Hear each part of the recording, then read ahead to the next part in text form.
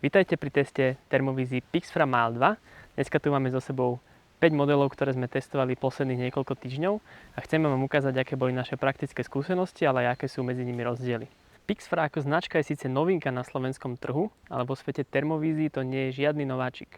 Je dcérskou firmou spoločnosti Dahua, ktorý je celé roky lídrom v oblasti termovízií a termovíznych kamier. A všetky tieto poznatky a skúsenosti sa vlastne pretavili aj do modelov značky Pixfra. No a my sa teraz ideme pozrieť podrobnejšie, ako v našom teste obstála druhá generácia radu Mile. Pri prvom testovacom scenári sme sa ocitli na asi 50 metrov od jazveca. Všimli sme si ho ešte tak ako keby za pochodu, čiže preto ten záber sa trošku trase, je to filmované z ruky. No a v podstate vo všetkých tých modeloch sme prakticky hneď vedeli, že je pred nami jazvec, akurát v tej 413 to bolo menej zreteľné. Postupne sme sa dostali trošku do lepšej situácie, do lepšej polohy a vedeli sme toho jazveca v kľude pozorovať. Všímali sme si, ako si vyhrabáva na lúke hmyz. No a vidíte, že aký je rozdiel v tých uhloch záberov a množstve detailov. Čiže hlavne pri 419, ale úplne najviac pri 425 vidíte, ako veľmi priblížený je ten obraz oproti ostatným. A naopak pri 619 a 625 si môžete všímať o mnoho viac detailov, väčšiu kresbu aj na jazvecovi, aj v celom prostredí, čo je vlastne dané väčším rozlíšením toho jadra.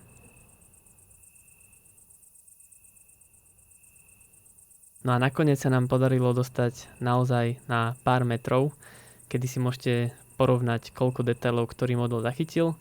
A bolo to pre nás celkom pekný zážitok, až kým samozrejme si nás jazvec nevšimol, alebo teda nezacítil.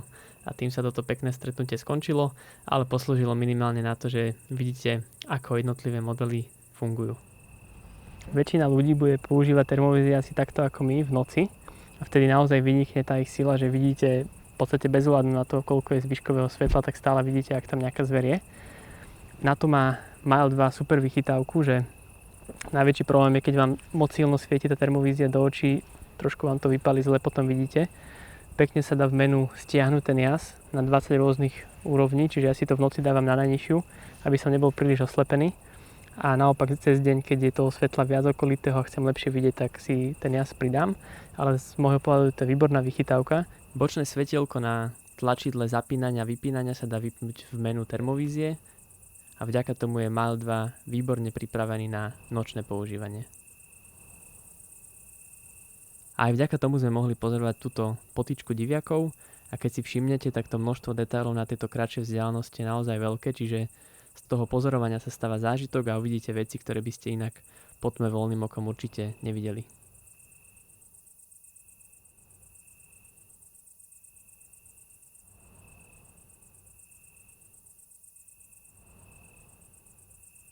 Čo je z môjho pohľadu zaujímavé pri rade Mile 2, že ponúka aj relatívne vysoké rozlíšenie toho jadra 640 pixelov aj v takto malom kompaktnom tele, čo nie u každého konkurenta nájdete. Často je to spojené s nejakým väčším a mohutnejším zariadením, čiže za mňa je toto naozaj ako keby kompaktné, ale pritom výkonné zariadenie, ktorým viem pozorovať a hľadať zver.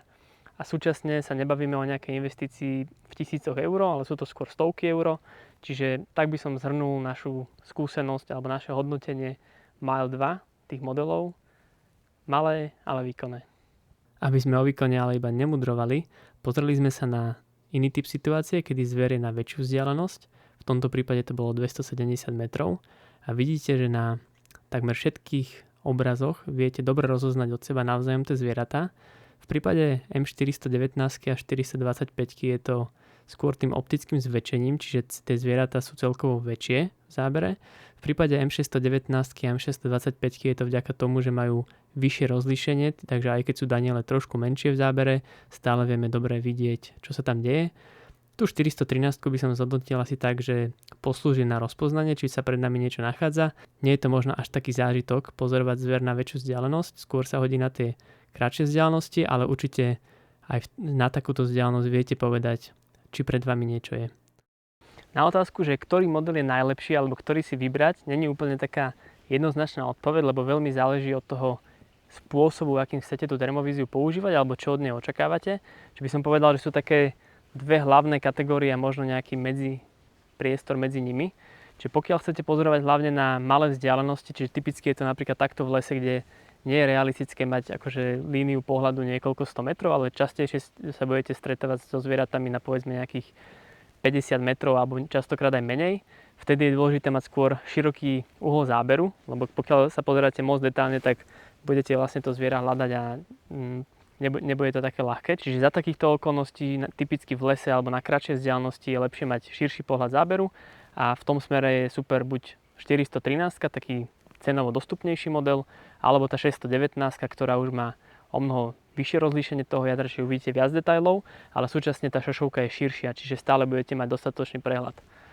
Potom na tom druhom konci sa nachádzajú scenáre, ako že ste na lúke, na poli, prípadne niekde vysoko v horách a chcete naozaj na veľké vzdialenosti, častokrát stovky metrov alebo niekedy aj viac ako kilometr, nájsť zviera alebo človeka. Vtedy je naopak lepšie mať ten uhol záberu uší, aby ste videli vlastne detálnejšie, čo sa tam nachádza. Na takéto dlhé vzdialenosti určite jasná voľba z môjho pohľadu je tá 625, ktorá jednak má relatívne vysoké rozlíšenie, ale súčasne ten uhol záberu je úzky, čiže uvidíte pekne do ďaleka.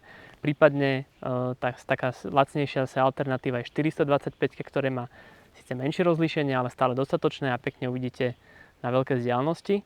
No a možno, že v takom tom kombinovanom prípade, kedy niekedy chcete pozerať na blízko a niekedy skôr na ďaleko, by som zvážil tú 619, ktorú si stále viete zoomom priblížiť, čiže uvidíte relatívne doširoka, ale keď potrebujete hľadať aj na väčšiu vzdialenosť, viete si ten obraz zväčšiť, prípadne tú 419, zase pokiaľ hľadáte lacnejšie budžetové riešenie. Samozrejme, že v konečnom dôsledku najlepšie každý vie sám, čo potrebuje alebo čo je pre ňo dôležité, čiže máme tu také dve rýchle ukážky. V jednej sme sa zamerali na tú vzdialenosť, ako sa to mení. Na každom zábere vidíte človeka v rôznych vzdialenostiach a môžete si porovnávať, že ako veľmi je ten obraz priblížený, ako dobre stále rozoznáte detaily.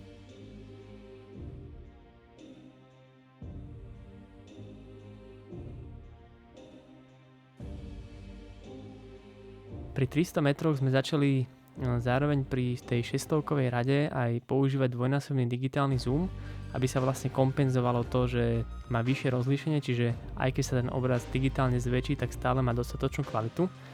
To vlastne zvyšuje tú univerzálnosť, že viete ich na kratšej vzdialenosti používať bez toho zoomu a vidieť relatívne doširoka, ale potom na väčšej vzdialenosti sa viete prepínať, čiže z tohoto pohľadu sú o mnoho univerzálnejšie a do istej miery je kompenzovaná tá ich vyššia cena. Pri 500 už je to naozaj taký trošku extrém, tam sme používali trojnásobný zoom na všetkých, aby ste videli, čo naozaj každá z nich dokáže. V druhom experimente sme porovnali tú šírku záberu a môžete vidieť, že 619, ktorá má najväčšiu šírku, vlastne vidí človeka najdlhšie, ako prechádza lesom a čím je ten záber uší, tým je to horšie, čiže tým je vlastne ukázané, prečo sú vhodnejšie širšie termovízie na kratšej vzdialenosti. Z môjho pohľadu je super, že Pixfra ponúka v tomto rade veľa modelov a každý si naozaj môže vybrať to, čo naozaj potrebuje alebo to, čo vlastne hľadá. A zároveň sú tam aj viaceré možnosti nejak sa trafiť do tej ceny, že pokiaľ máte jasne stanovený limit, tak vždy nájdete niektorý model, ktorý vám bude určite vyhovovať. Z môjho pohľadu takým spoločným znakom všetkých tých modelov druhej generácie Mailu je taká kompaktnosť, dostatočný výkon, až by som povedal, že veľmi dobrý výkon na to telo, ale súčasne vysoká výdrž batérií a taká by som povedal spoľahlivosť, že viete ju mať celý deň so sebou, môžete ju nosiť vo vrecku, môžete ju mať na krku, môžete mať prípadne celý deň v batohu alebo na batohu a v podstate ani nebudete vedieť, že ju so sebou máte. Oni tie modely vážia okolo 300-350 gramov, čiže naozaj je to skoro ako hračka, ale súčasne je to veľmi výkonné v zmysle, že viete okolo seba spozorovať zver alebo človeka na niekoľko 100 metrov, čiže ten výkon je dostatočný na to, aby uspokojil, povedal by som, tie základné požiadavky, ale aj relatívne náročného používateľa, ale stále za veľmi rozumnú cenu. Obzvlášť teraz pri úvode na vstup Pixfra ponúka relatívne veľké zľavy, čiže v tomto smere naozaj myslím si, že ťažko nájdete model, ktorý ponúka lepší pomer cena výkon. Čo sa týka toho zamerania, že pre koho je Mail 2 určený, v prvom rade sú to nadšení pozorovatelia, by som povedal, ktorí chcú spoznávať, čo žije v ich okolí. Sú to poľovníci, ktorí chcú mať stále prehľad, čo sa okolo nich deje. Sú to možno nejaké zásahové týmy, ktoré potrebujú zistiť, či sa tam nenachádza nejaká hľadaná osoba, ale súčasne nechcú mať so sebou veľké zariadenie a nechcú do toho možno súčasne investovať nejaké vysoké tisíce eur. Takže pre všetkých týchto ľudí je Pixfra Mile 2 super riešenie. No a poďme sa teraz pozrieť, čo dostanete spolu s vašou termovíziou v balení.